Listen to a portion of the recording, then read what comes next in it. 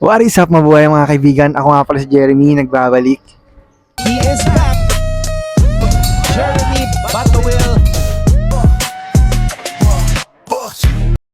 So mga kaibigan, ang agenda natin ngayon ay kakain tayo sa isa sa Filipino restaurant dito sa Bahrain. Kaya samahan nyo ko, let's go!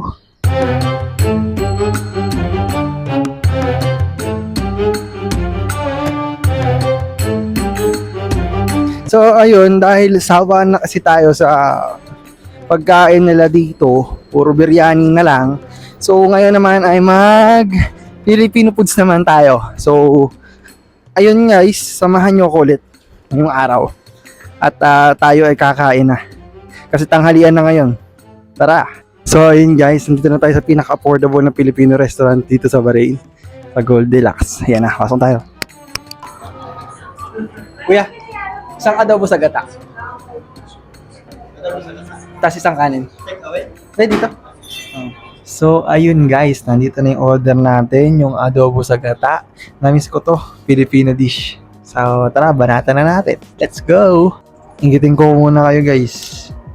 Kung napapanood nyo to ng madaling araw, ay kakain ko na lang din kayo. Let's go! At sa lahat nga po pala na nanonood, huwag niyo kalimutang mag-follow kung sa social media platform niyo po ito napapanood.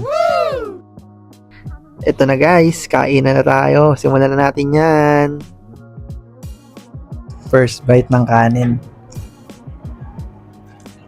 Sarap. So yun guys, hindi rin pala ito lang yung yung benta nila. Madami rin sila, meron din silang mga tinapay dito. Kasi nga Goldilocks, di ba? Diba ang Goldilocks sa Pilipinas is bentahan ng cakes. Dito, ganyan. Mura lang dito, affordable na affordable. Kasi ang pesyong Pilipino din talaga siya dito. By the way guys, hindi to sponsored, pero itong kinainan ko na Goldilocks is pang masa talaga, pang Filipino price din talaga siya. Marami siyang ino-offer na mura at maraming mga ulam na masasarap. Saka maganda lang guys. 500 pills, 50 pesos sa Pilipinas. Sobrang dami niya. Kasi kung sa Pilipinas yan, yung 50 pesos mo, kalahating order lang yun.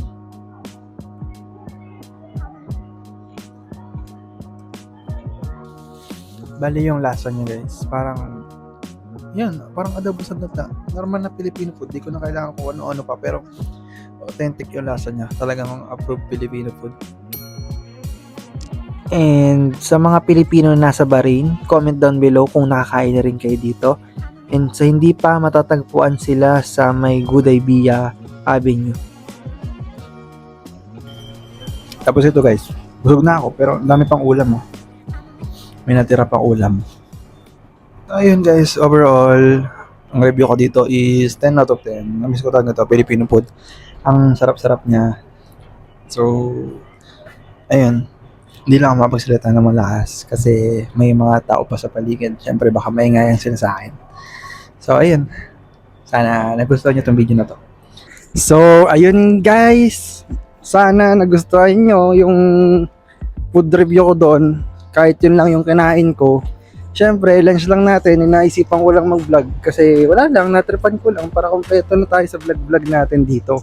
May authentic food nila at may food ng Pilipino pa syempre.